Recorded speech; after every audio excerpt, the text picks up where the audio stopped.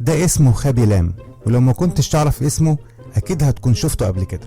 ده شاب سنغالي عنده 22 سنة وعايش في ايطاليا، وتعال احكي لك حكايته. في شهر مارس 2019 خابي كان شغال عامل في مصنع بمدينة تورينو الإيطالية، ولما بدأت أزمة كورونا وبدأ تطبيق إجراءات الغلق للشركات والمصانع في إيطاليا استغنوا عن خدماته وطردوه لأن ما بقاش فيه شغل زي الأول. خابي لما قعد في البيت بقى ما وراهوش شغلانة غير إنه ينزل محتوى على التيك توك، وفيديو ورا فيديو الدنيا مشيت معاه والناس حبته وانتشرت فيديوهاته في العالم كله لحد ما بقى اشهر صانع محتوى على منصة تيك توك، واللي وصل عدد متابعينه لحد اللحظة اللي بكلمك فيها دلوقتي ل 151 مليون متابع على تيك توك واكتر من 80 مليون متابع على انستجرام. وقدر من خلال الشهرة دي يحقق ثروة ضخمة جدا. يعني الشاب ده اللي عنده 22 سنة واللي ما بيعملش حاجة في فيديوهاته غير انه بس بيشاور بايده، وعلى حسب تقديرات فوربس كسب في سنة 2021 10 مليون دولار. هو نفس الشاب اللي كان من سنتين بس شغال عامل في مصنع وبياخد 7 يورو في الساعة، على اعتبار يعني ان ده الحد الادنى للاجور في ايطاليا. وطبعا ناس كتير شايفة انه بيقدم محتوى تافه وما يستحقش ياخد المبالغ دي كلها. وهنا بقى خلينا نسأل سؤال مهم، هو ايه اللي يخلي واحد زي خابي يقبض 10 مليون دولار في السنة في حين ان في وظائف تانية المجتمع بيعتبرها اهم زي الدكاترة والمهندسين والمحاسبين واللي بيقبضوا رواتب اقل؟ والاجابة هي ان احنا اجورنا بتتحدد على حسب القيمة اللي صاحب العمل شايفنا اننا نستحقها. وهوضح لك الموضوع اكتر. في مصطلح في الاقتصاد اسمه marginal product of labor او الانتاج الحدي للعمالة،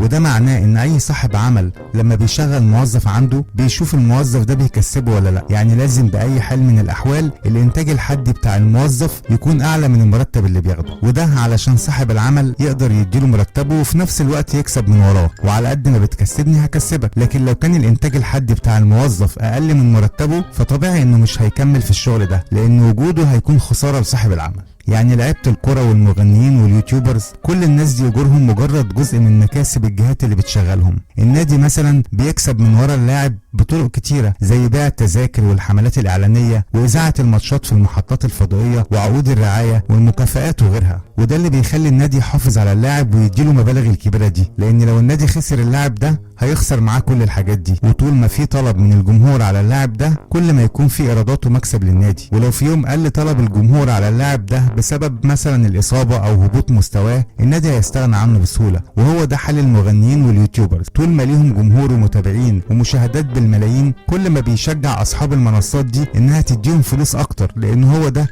الإنتاج الحدي بتاعهم. وهنا بقى يجي التناقض اللي يخليك تستغرب. المجتمع اللي متضايق من المبالغ اللي بياخدوها لعيبة الكرة واليوتيوبرز وشايفين انهم ما يستحقوش الفلوس الكتيرة اللي بياخدوها دي، هم نفسهم او جزء كبير منهم اللي متابعين نفس اليوتيوبرز ومش بيفوتوا ولا حلقة من فيديوهاته، وهم برضو اللي بيسمعوا نفس المغني وبيشغلوا اغانيه في بيوتهم وعربياتهم وعندهم استعداد يدفعوا دم قلبهم عشان يحضروا له حفلة. الخلاصة ان الفلوس الكتيرة اللي الناس دي بتاخدها ما هي الا انعكاس لميول وذوق المجتمع. فيا ترى لو عايز تلوم حد هتلوم مين؟